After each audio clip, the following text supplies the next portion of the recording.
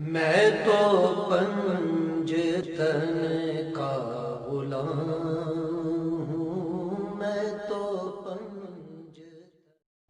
اعوذ باللہ من الشیطان الرجیم، بسم اللہ الرحمن الرحیم۔ السلام علیکم ورحمۃ اللہ وبرکاتہ۔ مومنین، آج ہم آپ تمام مومنین کی خدمت میں مالک اشتر، جو کہ دین اسلام میں بہت ہی زیادہ ان کی شجاعت بہت ہی تاریخ میں مشہور و معروف ہے، ان کا واقعہ ہم آپ تمام مومنین کی خدمت میں پیش کر رہے ہیں کہ ایک دفعہ مالک اشتر بازار کوفہ میں سے گزر رہے تھے۔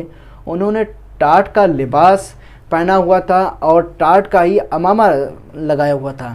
الغرض وہ غریب اور فقیر شخص کی طرح سے بازار سے گزر رہے تھے کہ بازار میں ایک دکاندار جو اپنی دکان پر بیٹھا ہوا تھا، جب اس نے مالک کو دیکھا، اس نے ان کی تحقیر کرتے ہوئے ایک ڈھیلا ان کی طرف پھینکا۔ یعنی جناب مالک اشتر جو ہیں، دیکھیے جناب مالک اشتر کی شجاعت، کتنے شجاع تھے، کتنے بہادر تھے، لیکن جب اس نے ڈھیلا مارا نا تو جناب مالک اشتر نے کس طریقے سے کام لیا کہ مالک اشتر پھر اس کی طرف متوجہ نہ ہوئے، جیسے چل رہے تھے ویسے ہی چلتے رہے۔ بازار میں ایک شخص جو مالک کو جانتا تھا وہ یہ واقعہ بھی دیکھ رہا تھا، اس دکاندار کے پاس گیا اور کہا کہ جس شخص کو تم نے تحقیر کی ہے، جس شخص کو تم نے ڈھیلا مارا ہے، کیا تم اس کو جانتے بھی ہو کہ یہ کون ہے؟ دکاندار نے کہا نہیں، میں نہیں جانتا۔ تو اس نے کہا کہ وہ مالک اشتر علی علیہ السلام کا دوست اور ان کی فوج کا سپہ سالار ہیں۔ تو وہ دکاندار جو تھا کانپتے اور لرزنے لگا اور مالک کے پیچھے پیچھے روانہ ہوتا کہ تاکہ مالک کے پاس جا کے معافی وغیرہ مانگ سکیں۔ دیکھا کہ مالک اشتر جو ہیں وہ مسجد میں آئے ہوئے اور نماز میں مصروف ہو گئے۔ اس نے صبر کیا یہاں تک کہ حضرت مالک اشتر نے نماز ختم کی۔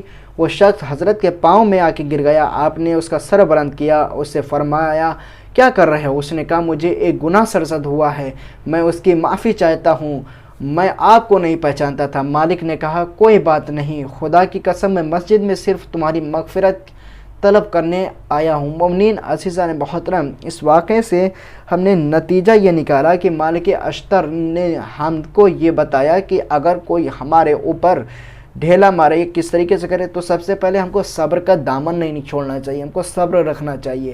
پھر اس کے بعد جب ہم صبر کریں گے تو بے شک خداوند عالم اس صبر کا پھل جو ہے پھر وہ میٹھا ہی دے گا۔ فقط والسلام ورحمۃ اللہ وبرکاتہ۔ مومنین